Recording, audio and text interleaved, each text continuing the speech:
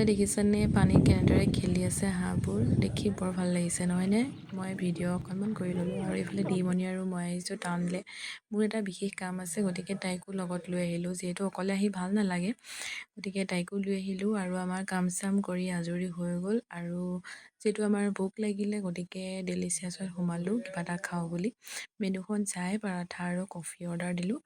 আৰু এয়া যিহেতু পালেহি গতিকে আমি এয়া পেট পূজা কৰাত লাগি গ'লোঁ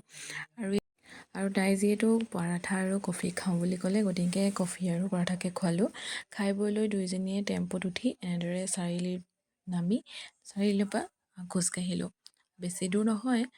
মানে প্ৰায় 10-15 মিনিটমান লাগে আৰু এনেদৰে খোজকাঢ়িলোঁ ৰ'দটো বহুত বেছি আছিল কিন্তু বতাহ মাৰি আছিল সেইকাৰণে ভাল লাগিলে আৰু দুয়োজনী এনেদৰে ভিডিঅ' কৰি কৰি কথা পাতি আহোঁতে সময়বোৰ কেনেদৰে গ'ল ধৰিবকৈ নোৱাৰিলোঁ আৰু এই ৰাস্তাটো দেখিছানে মাজুলী আৰু যোৰহাট সংযোগী ৰাস্তা আৰু কিছু বছৰ পিছত ৰাস্তাটো ধৰিবকৈ নোৱাৰা হ'ব বহুত ধুনীয়া হৈ যাব আৰু এইফালে আশে পাশে থকা ঘৰবোৰ নতুন হয় সেয়া দেখিছেনে কিমান ধুনীয়া লাগিছে